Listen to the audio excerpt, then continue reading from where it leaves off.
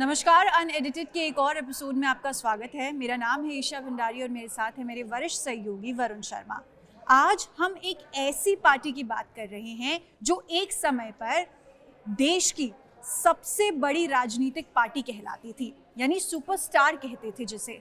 लेकिन cut to आज का समय, जब हालत इतनी बदतर हो गई है कि वो पार्टी अपने अस्तित्व के लिए लड़ रही है। मुझे लगता है हमारे व्यूअर्स समझ गए होंगे अभी तक कि किस पार्टी की हम बात कर रहे हैं। हम बात कर रहे हैं कांग्रेस की, द ग्रैंड ओल्ड पार्टी। पिछले 10 सालों में कांग्रेस की कहानी जैसे रोलर कोस्टर की तरह हो, जिसमें सिर्फ डाउन ही डाउन देखने को मिला हो। 2014 के लोकसभा चुनाव में उन्हें केवल 44 सीटें मिली, 2019 में थोड़ी बढ़कर 52 सीटें और 2024 में सिर्फ 99 सीटें जीत पाई। तो अब ये क्या है 2014 से लेकर 2024 तक का आंकड़ा, जानते हैं वरुण से। वरुण, बताइए लोकसभा चुनाव में कांग्रेस की कैसी परफॉर्मेंस देखने को मिली? बहुत बहुत शुक्रिया ईशा आपका। बिल्कुल आपने सही कहा जो आपने इंट्रोडक्शन दिया कि एक ऐसी पार्टी जो किसी ज़माने में भारत की राजनीति में सुपरस्टार पार्टी हुआ करती थी। सुपरस्टार पार्टी का मतलब कि देखिए 1977 तक तो कांग्रेस को किसी ने हराया ही नहीं। अगर मैं नेशनल लेवल की बात करूं तो 1947 जब देश आज़ाद हुआ, उसके बाद से 1977 तक पहली बार कांग्रेस की हार 1977 के चुनावों में हुई जी। राष्ट्रीय राजनीति में वो बहुत बड़ा एक तरीके का जिसे कहते हैं राजनीति ने जिसे कहते हैं बहुत ही अलग तरीके का वो चुनाव था। और जिस तरीके से कांग्रेस उस चुनाव में हारी, उसके बाद भारत के विपक्षी दलों को लगा कि कांग्रेस को भी हराया जा सकता है अगर राष्ट्रीय राजनीति की बात की जाए तो। अब जैसा आपने इस समय का जिक्र किया कि कांग्रेस पार्टी किस तरीके से लगातार हार झेल रही है, ना केवल राष्ट्रीय स्तर पर बल्कि एक के बाद एक के विधानसभा चुनावों के अंदर भी कांग्रेस की हार हो रही है। जो राज्य की बात है, विधानसभा चुनावों की बात है, हम वो आगे करेंगे। लेकिन जहाँ तक राष्ट्रीय राजनीति की बात है, शुरुआत कहाँ से हुई थी?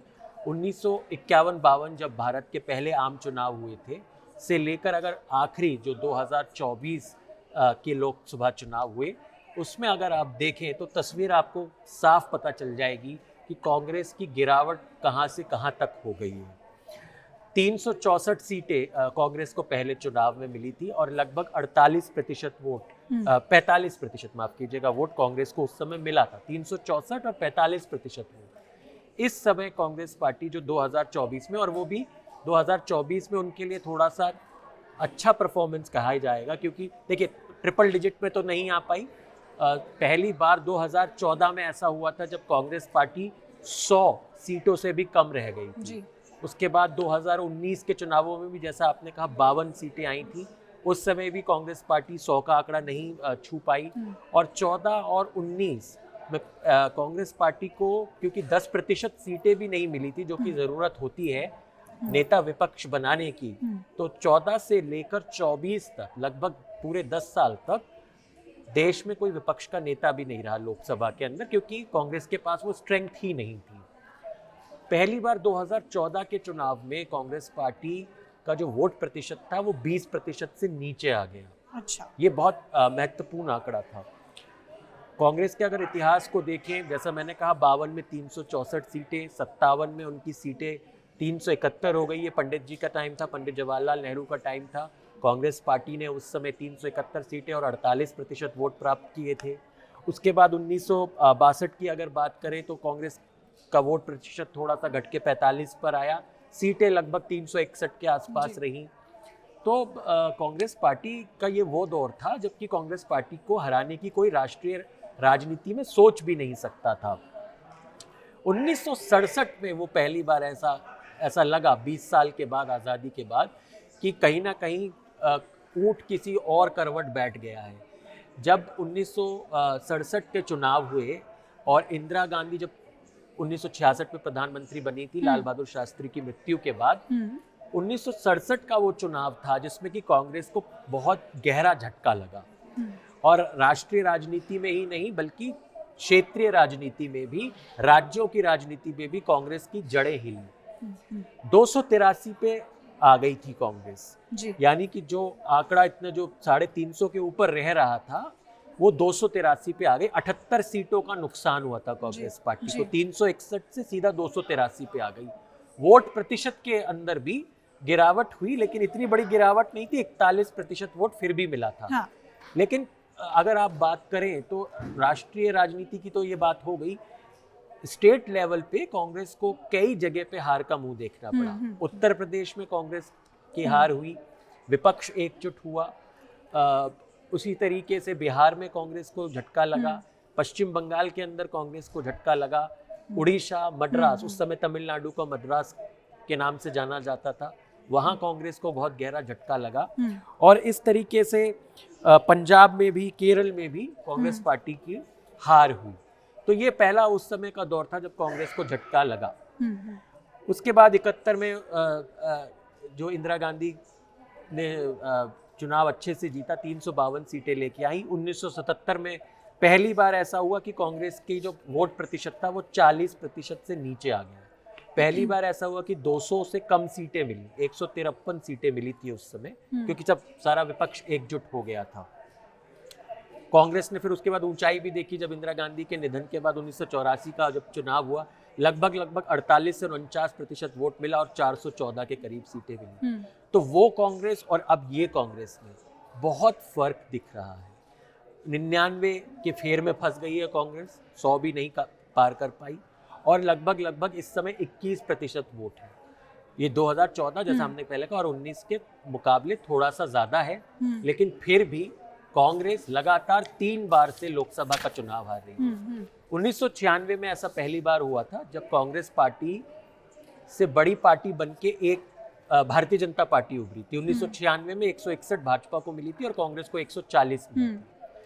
तो भाजपा 2014 में अपने दम पर बहुमत लेके आई, और तब से अब तक ये जो नरेंद्र मोदी और का युग आप कह सकते हैं, अमित शाह का जो युग कह सकते हैं भाजपा के अंदर, अटल अडवाणी के बाद कांग्रेस की स्थिति लगातार कमजोर होती रही है। वरुण, कमजोर होती रही है। लोकसभा की हमने बात की, आपने कुछ स्टेट्स का नाम लिया जहां पे कांग्रेस की हालत बहुत ही सालों से नहीं आई है कांग्रेस जहां पर।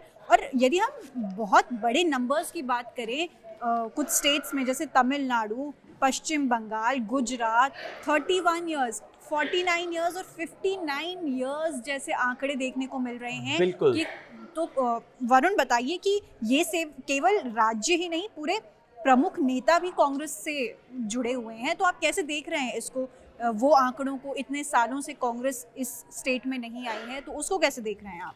नहीं, देखिए, जो हमने राष्ट्रीय राजनीति की बात की, कहा देखा कि हमने जो देखे यहाँ पे लगाया भी अर्श से फर्श तक, तो जो 1952 के चुनाव में 364 सीटें जो मिली थी और उससे अब 99 पे आ जाना, 45% वोट से आधे से भी कम हो जाना, 21% पे आ जाना, ये दिखाता है कि कांग्रेस की हालत कैसी हो गई है। जहाँ तक राज्यों की आपने बात की, आपने कई ऐसे राज्यों का जिक्र किया जहाँ पर कांग्रेस दशकों से सत्ता से बाहर है। मतलब 1-2 चुनाव नहीं, दशकों से कांग्रेस को सत्ता नसीब नहीं हुई है। कांग्रेस अपना मुख्यमंत्री नहीं बना पाई है। अगर देखें सबसे ज्यादा तमिलनाडु में 1967 से कांग्रेस का कोई मुख्यमंत्री नहीं रहा है। डीएमके और एआईडीएमके के बीच में राजनीति घूमती रही है, द्रविडियन पॉलिटिक्स जिसे कहते हैं, वो 1967 से वहाँ पे जो के कामराज, सी राजगोपालाचारी वाली जो कांग्रेस थी तमिलनाडु के अंदर, 1967 में भक्तवत्सलम आखिरी मुख्यमंत्री से, यानी 59 साल, तकरीबन 59 साल से कांग्रेस तमिलनाडु में सत्ता में नहीं है। दूसरा अगर हम राज्य के जिक्र करें, पश्चिम बंगाल 1977 से कांग्रेस सत्ता से बाहर है। सिद्धार्थ शंकर रे कांग्रेस के आखिरी मुख्यमंत्री थे वहां पर, और ये विधान चंद्र रॉय और अजय कुमार मुखर्जी की ये पार्टी है, ये प्रफुल्ल चंद्र घोष, प्रफुल्ल चंद्र सेन की ये पार्टी थी। वहां पे सिद्धार्थ शंकर रे आखिरी रहे, और उसके बाद से लगातार लेफ्ट फ्रंट, और अब काफी समय से दीदी ममता दीदी वहां पे चुनाव में हैं, चुनाव जीत रहे हैं और सत्ता में बने हुए हैं। तो 49 साल पश्चिम बंगाल में हो गए। इसी तरीके से देखें गुजरात के अंदर कांग्रेस ने 1995 से कोई विधानसभा चुनाव नहीं जीता है। 1995, 98, 2002, 2007, 2012, 17 और 22 लगातार 7 विधानसभा चुनाव गुजरात में हारी है। 31 साल हो गए सत्ता में नहीं है कांग्रेस पार्टी। छबील दास मेहता, चिमन भाई पटेल और छबील दास मेहता, छबील दास मेहता आखिरी मुख्यमंत्री थे। चिमन भाई पटेल के निधन के बाद उनको बनाया गया था, कुछ टाइम के लिए रहे, वो आखिरी मुख्यमंत्री थे गुजरात के अंदर। इसके बाद उड़ीसा में 2000 यानी 26 साल से कांग्रेस पार्टी सत्ता में नहीं है। 24 तक नवीन पटनायक लगातार रहे सत्ता में और अब भारतीय जनता पार्टी वहां सत्ता में है। मोहन चरण मांझी मुख्यमंत्री हैं। हेमानंद बिस्वाल कांग्रेस के आखिरी मुख्यमंत्री थे उड़ीसा के अंदर। यही नहीं, अगर हम और राज्यों की चर्चा करें तो अगर हम पूर्वोत्तर के राज्यों में भी जाएं तो सिक्किम में कांग्रेस पार्टी 1994 से सत्ता से बाहर है। सुनचमान लिंबू उनके आखिरी मुख्यमंत्री थे। उसके बाद पवन कुमार चामलिंग बहुत सालों तक मुख्यमंत्री रहे, 25 साल तक मुख्यमंत्री रहे सिक्किम के, 1994 से 2019 तक। और अब वहाँ पे सिक्किम क्रांतिकारी मोर्चा सत्ता में है। प्रेम सिंह तमांग वहाँ पे मुख्यमंत्री है। तो कांग्रेस पार्टी वहाँ भी 1994 से लगभग 32 साल से सत्ता से बाहर है। इसी तरीके से नागालैंड में 2003 से बाहर है। एचसी जमीर आखिरी मुख्यमंत्री थे कांग्रेस के। नागालैंड में भी 23 साल से कांग्रेस को सत्ता नसीब नहीं हुई, अपना मुख्यमंत्री नहीं बना पाई है। और अब मैं आता हूं हिंदी हार्टलैंड की अगर बात करें, उत्तर प्रदेश और बिहार। उत्तर प्रदेश में नारायण दत्त तिवारी आखिरी मुख्यमंत्री थे कांग्रेस पार्टी के, 1989 में वो मुख्यमंत्री बने थे। यानी कांग्रेस पार्टी वहां भी 37 साल से सत्ता से बाहर है। बिहार में डॉक्टर जगन्नाथ मिश्र कांग्रेस के आखिरी मुख्यमंत्री थे 1990 में, 36 साल में वहां भी कांग्रेस के लिए सूखा है। तो ये बहुत बड़े बड़े प्रदेश हैं, तमिलनाडु, पश्चिम बंगाल, उत्तर प्रदेश, बिहार जैसे राज्य, उड़ीसा। यहाँ पे सत्ता में ना होने का मतलब है कि कांग्रेस रिवाइव कैसे करेगी अपने आप को, रिवाइवर कैसे होगा। त्रिपुरा की अगर बात कर ली जाए, 1993 में आखिरी मुख्यमंत्री था त्रिपुरा के अंदर, समीर रंजन मजूमदार आखिरी मुख्यमंत्री थे। झारखंड तो जब से बना है 2000 से, कांग्रेस पार्टी का कोई मुख्यमंत्री नहीं बन पाया। यहाँ पर कांग्रेस पार्टी सत्ता में अगर रही है या उनके मंत्री रहे हैं तो वो हेमंत सोरेन के झारखंड मुक्ति मोर्चा, शिबू सोरेन जब मुख्यमंत्री थे तभी रहेंगे कांग्रेस पार्टी एक तरह से सत्ता में, या मधु कोड़ा के जमाने में भी रही। तो कांग्रेस पार्टी को खुद तो सत्ता नसीब नहीं हुई है इस राज्य में भी। जहां तक ये तो बात हुई ऐसे राज्यों की जहां दशकों से कांग्रेस पार्टी सत्ता में नहीं है। अब कुछ ऐसे राज्य हैं जहां कांग्रेस पार्टी ट्रेडिशनली, पारंपरिक तौर पर अच्छा परफॉर्मेंस करती आई है, उसके बाद भी वो उसको सत्ता अब नसीब नहीं हो रही है। महाराष्ट्र की बात करें, महाराष्ट्र में 2014 से लगातार सत्ता में से बाहर है। पृथ्वीराज चौहान उनके आखिरी मुख्यमंत्री थे। इसी तरीके से अगर हम बात करें तो आंध्र प्रदेश में तो तेलुगु देशम पार्टी के गठन से पहले तक कांग्रेस ने हार का, जिसे कहते हैं, स्वाद ही नहीं चखा था। हार क्या होती है आंध्र प्रदेश में जानती ही नहीं थी कांग्रेस। और वहां अब सत्ता में बाहर है 2009 से 2014 तक आखिरी उनका मुख्यमंत्री है। 2009 में उन्होंने आखिरी विधानसभा चुनाव जीता, तो 14 से वहां भी सत्ता से बाहर है। हरियाणा में लगातार 3 चुनाव हारे, 14 में हारे, 19 में हारे, 24 में हारे। और अगर देखा जाए तो जम्मू और कश्मीर में आखिरी मुख्यमंत्री गुलाम नबी आज़ाद थे 2008 में। दिल्ली में 15 साल तक सत्ता में रहने के बाद 2013 में कांग्रेस की हार हुई और अब 2030 तक लगभग, क्योंकि 2025 में भारतीय जनता पार्टी चुनाव जीती है और रेखा गुप्ता मुख्यमंत्री है, तो 2030 तक, यानी कि अगर 30 तक चला तो 17 साल तक कांग्रेस यानी दिल्ली में भी सत्ता में नहीं आ रही है। अगर 30 में जीत गई तो कांग्रेस पार्टी खुद, जिसे कहते हैं, बहुत आश्चर्य में पड़ जाएगी। लेकिन अगर हम मानकर चले तो ये 17 साल का ये दिल्ली में भी कांग्रेस पार्टी सरकार में नहीं है। तो ये मैंने आपको दिखाया कि कितने कितने राज्यों में कांग्रेस पार्टी कितने कितने सालों से सत्ता में नहीं है, और जहां राज्यों में अच्छा करती रही है ट्रेडिशनली, वहां पे उनकी जड़ें मजबूत रही हैं, वहां पर भी कितने कितने सालों से सत्ता से बाहर हो गई है। जी जी बिल्कुल।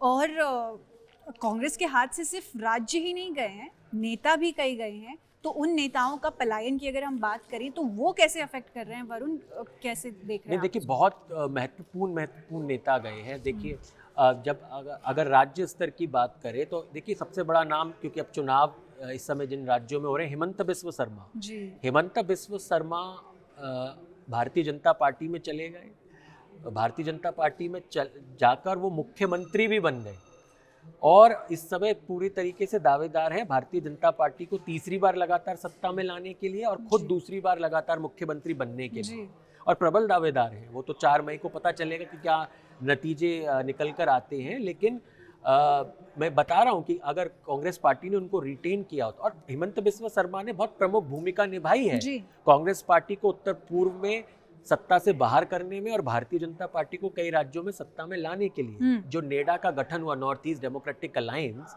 उसके भी वो प्रमुख रूप से चेहरा रहे हैं हिमंत बिस्वा शर्मा।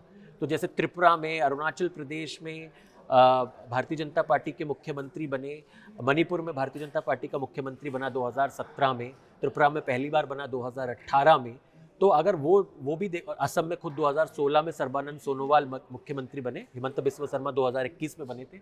तो वहाँ पर भी कांग्रेस को सबसे ज़्यादा नुकसान तो हिमंत बिस्वा शर्मा ने ही पहुँचाया है। और अगर हम बात करें प्रदेश की, विभिन्न प्रदेशों की राजनीति की, तो हिमंत बिस्वा शर्मा के अलावा कई ऐसे थे मुख्यमंत्री जो कांग्रेस ने जिनको मुख्यमंत्री बनाया और वो पार्टी छोड़ कर गए हैं। अगर मैं देखूं तो मुझे एक नाम याद आता है उत्तराखंड में विजय बहुगुणा का। विजय बहुगुणा को कांग्रेस ने मुख्यमंत्री बनाया उत्तराखंड का, वो पार्टी छोड़कर गए। अशोक चव्हाण महाराष्ट्र में मुख्यमंत्री थे, अब वो भारतीय जनता पार्टी के राज्यसभा सदस्य हो गए हैं। मुकुल संगमा मेघालय के मुख्यमंत्री थे, अब तृणमूल कांग्रेस में है। इसी तरीके से गुलाम नबी आज़ाद जम्मू कश्मीर के मुख्यमंत्री थे, उन्होंने अपनी पार्टी बना ली, डेमोक्रेटिक प्रोग्रेसिव पार्टी जो बनाई हुई है उन्होंने, DPA। इसी तरीके से अजीत जोगी, अब तो खैर अजीत जोगी जीवित नहीं है, लेकिन उन्होंने अपनी पार्टी बनाई, वो छत्तीसगढ़ के पहले मुख्यमंत्री थे कांग्रेस के तरफ से। इसके अलावा पूरे निल्लारी किरण कुमार रेड्डी आंध्र प्रदेश में कांग्रेस के आखिरी मुख्यमंत्री रहे, वो भी भारतीय जनता पार्टी में है। तो दिगंबर कामत गोवा के मुख्यमंत्री, वो भारतीय जनता पार्टी में आ गए। तो एक के बाद एक ज्योतिरादित्य सिंधिया जैसे बड़े बड़े नेता, RPN सिंह, सुनील जाखड़, कैप्टन अमरिंदर सिंह भी मुख्यमंत्री रहे पंजाब में।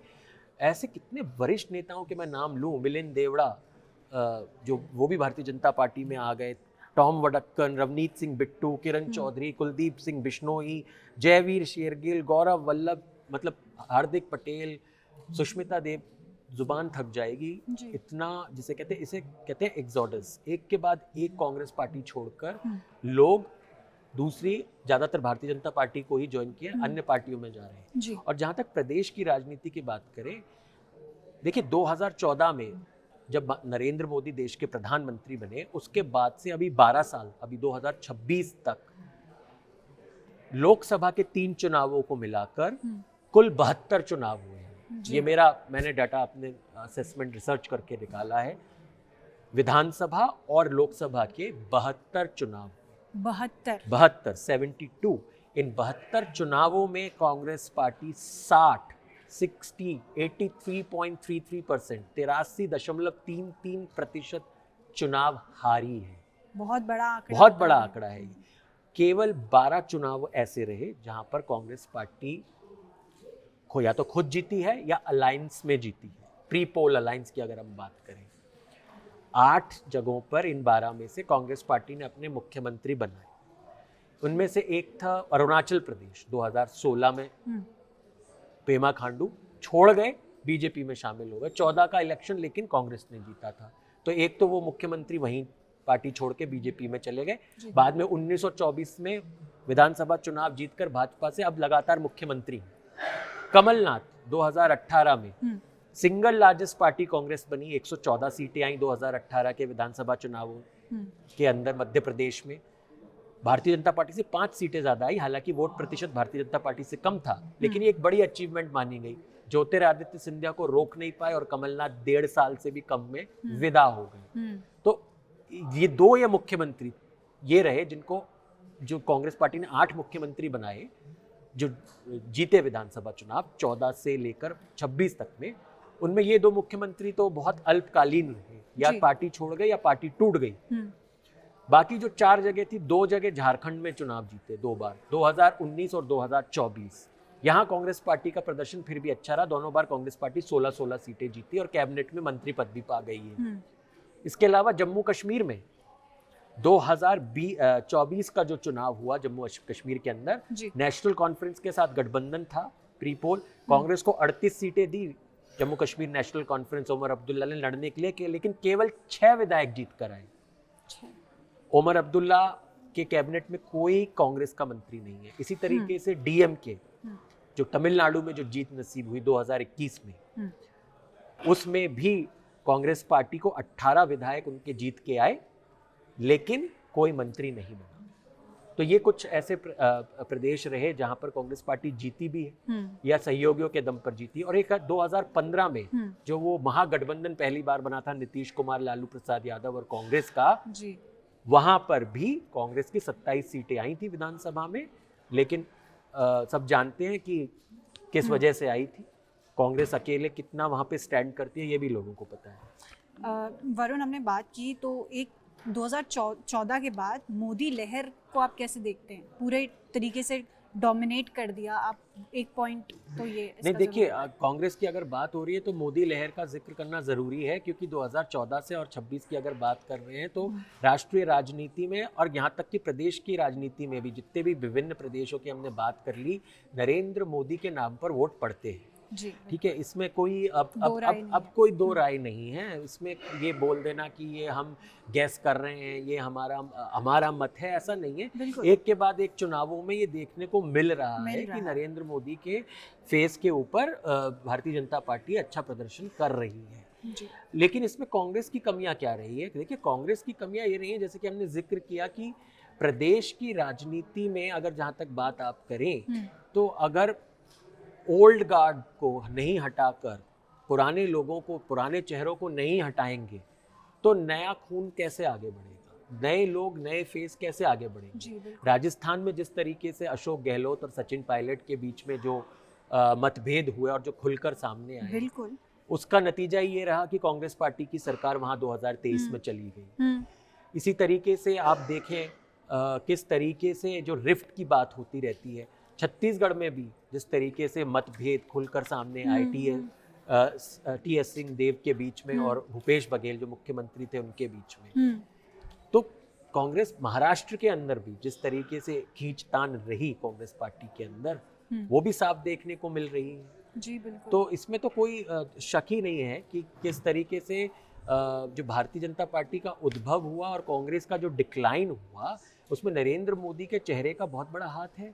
दूसरा ये, इसको कांग्रेस से अगर मैं जोड़कर देखूं तो जो ये लीडरशिप क्राइसिस है ना, नरेंद्र मोदी जो है बहुत अच्छे से भाजपा के अंदर, मतलब कोई मतभेद किसी तरीके का नहीं है नरेंद्र मोदी के चेहरे को लेकर। नरेंद्र मोदी ही सर्वे सर्वा है। नरेंद्र मोदी एक ऐसा जाना पहचाना चेहरा है जिसको जनता ने बार बार चुनाव में जिताया है। जी। कांग्रेस पार्टी के अंदर एक तरीके का लीडरशिप का क्राइसिस तो है, चाहे वो कैसे भी बोल दे कि राहुल गांधी, लेकिन राहुल गांधी अब तक अपने आप को प्रूव नहीं कर पा रहे हैं। लगातार 3 लोकसभा चुनाव में डिफीट, उनकी हार होना, ये इस बात का सूचक है कि कांग्रेस पार्टी के अंदर कहीं ना कहीं क्राइसिस तो है। और उसी क्राइसिस की वजह से कई लोग छोड़कर पार्टी गए। जी बिल्कुल। अब मैंने कितने ये यंगस्टर्स के नाम भी आपको गिना दिए, चाहे मिलिंद देवड़ा हो, आरपीएन सिंह हो, जितेंद्र प्रसाद हो, ज्योतिरादित्य सिंधिया हो। Connect the dots. हाँ, बिल्कुल, आप डॉट कनेक्ट कर सकते हैं। यहाँ तक कि नरेंद्र मोदी के धुर विरोधी हार्दिक पटेल से लेकर और अल्पेश ठाकुर तक गुजरात में भी कांग्रेस पार्टी का दामन छोड़कर भारतीय जनता पार्टी ज्वाइन उन लोगों ने कर ली। तो ये दिखाता है कि नरेंद्र मोदी की जो एक तरीके की जो उनकी अपील है वो किस तरीके से है, पूरे देश में है, और कहाँ पे कांग्रेस पार्टी उस अपील को लैक कर। तो वरुण, 2024 की जीत को आप कैसे अस्थायी देखते हैं या फिर कांग्रेस मजबूत हो सकती है?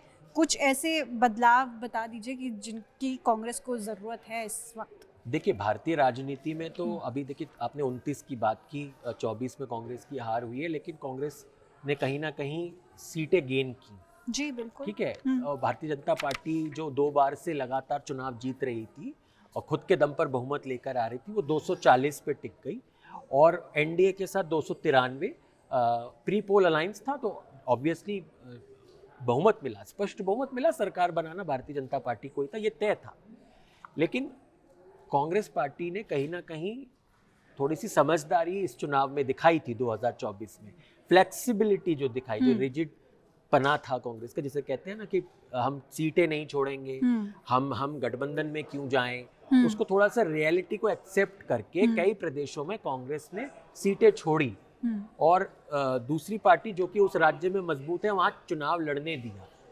तो इस तरीके से कुल 233-234 इंडिया ब्लॉक जो था, इंडी ब्लॉक या इंडिया गठबंधन जिसे कहते हैं, इंडी गठबंधन कहता है भारतीय जनता पार्टी वाले, इंडिया ब्लॉक को ये 233-34 सीटें मिली।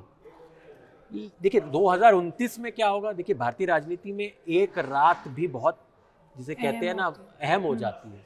तो ऊंट किस करवट बैठेगा वो कहना बहुत मुश्किल है, लेकिन अभी के जो हालात हैं, और जैसे कि अभी देखिए, अभी 5 राज्यों में चुनाव है, तमिलनाडु के अंदर क्या होगा, पश्चिम बंगाल के अंदर क्या होगा, क्या केरल जहाँ पे कांग्रेस पिछले 2 बार से चुनाव हार रही है, 2 बार से लेफ्ट डेमोक्रेटिक फ्रंट आ रहे हैं, वहाँ पे कांग्रेस क्या आ पाएगी, पुडुचेरी में क्या कांग्रेस अपना मुख्यमंत्री बना पाएगी 5 साल के बाद, ये बहुत महत्वपूर्ण मुद्दे हैं। और असम के अंदर क्या होगा, असम जहाँ कांग्रेस 15 साल लगातार सत्ता में रही, 2001 से 2016 तक, वहाँ पे 2 बार से सत्ता से बाहर है, तो ये बहुत ये सब चीज़ें तय करेंगी। और आगे 2027 में उत्तर प्रदेश का चुनाव है, उत्तराखंड, पंजाब के अंदर चुनाव है, गोवा के अंदर चुनाव, गोवा के अंदर भी कांग्रेस 2012 से लगातार सत्ता से बाहर है।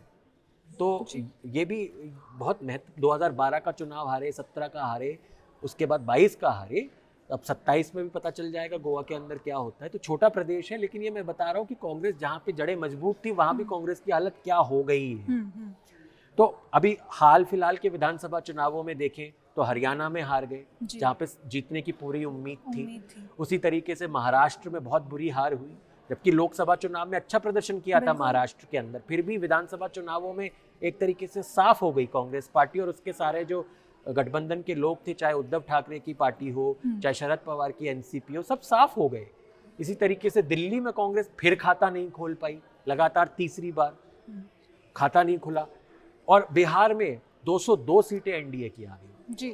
तो और कांग्रेस जहां चुनाव लड़ती है, देखिए कितनी ज़्यादा सीटें तेजस्वी यादव ने दी, 61 सीटें दी, फिर भी 6 सीटें कांग्रेस आई। तो स्ट्राइक रेट देख लीजिए, ऐसा ही कुछ 2017 के उत्तर प्रदेश के विधानसभा चुनाव में हो, जब अखिलेश यादव ने 100 से ज़्यादा सीटें दे दी और कांग्रेस सिर्फ 7 सीटें जीत पाई जी। तो रिवाइवल तो हो सकता है, लेकिन संकेत भी तो मिलने चाहिए रिवाइवल के, और ये प्रदेश से ही होकर एक तरीके से संकेत जाते हैं। तो फिलहाल तो बहुत मुश्किल लगता है कांग्रेस पार्टी के लिए रिवाइवल का हो जाना, लेकिन फिर भी एक जिसे कहते हैं कोएलिशन की स्ट्रेटेजी और अच्छी करनी पड़ेगी। जहां पर मतभेद हैं अपने कोएलिशन पार्टनर्स के साथ, कांग्रेस को थोड़ा अकोमोडेटिव और होना पड़ेगा, और अगर भाजपा को चुनौती देनी है, क्योंकि भाजपा काफ़ी अकोमोडेटिव है अपने सहयोगियों के साथ में। और उसी तरीके से स्ट्रैटेजी क्या होगी, स्ट्रैटेजिक ओवरऑल, पर्सनल अटैक्स जो हो जाते हैं, अभी देखिए प्रधानमंत्री को टेररिस्ट बता दिया कांग्रेस पार्टी के अध्यक्ष ने, मल्लिकार्जुन खड़गे ने, और एक जो नैरेटिव अब हो गया है कि कांग्रेस पार्टी के अध्यक्ष 80 साल के ऊपर हैं, और भारतीय जनता पार्टी के जो अध्यक्ष हैं उनकी उम्र इतनी कम है, तो ये 45 के हैं, नितिन नवीन जो अभी बने हैं। तो ये भी एक नैरेटिव है। तो अब इस नैरेटिव को कैसे कांग्रेस इसके कैसे पार जाएगी, ये तो फिर कहना अभी तो मुश्किल है, लेकिन फिलहाल संकेत पॉजिटिव नहीं है। तो जैसे वरुण आपने कहा कि रिवाइवल मुश्किल लग रही है, और ये भी बात है कि कांग्रेस की कहानी अब लेकिन फिर भी इसमें भी एक जिसे कहते हैं ना कि डिस्क्लेमर मैं एक लगा दूं कि एक रात बहुत अहम हो जाती है भारत की राजनीति में। तो असंभव कुछ भी नहीं है। दो सीटें जीती थी भारतीय जनता पार्टी ने 1984 में। कौन ये सोच सकता था कि लगातार 3 बार लोकसभा चुनाव जीतेगी। सही बात। तो कुछ भी संभव है भारतीय राजनीति में, असंभव कुछ भी नहीं, लेकिन संकेत कांग्रेस पार्टी के लिए अच्छे नहीं है। जी बिल्कुल। अब कहानी आसान नहीं लग रही है कांग्रेस की, क्योंकि सालों दशकों की हार है, राज्यों की कमजोरी है और नेताओं का पलायन है। ये सारे फैक्टर्स मैटर करते हैं, लेकिन देखने वाली बात ये होगी कि अब आने वाले असेंबली इलेक्शंस में कांग्रेस कैसा परफॉर्म कर रही है। आप देखते रहिएगा अनएडिटेड। धन्यवाद।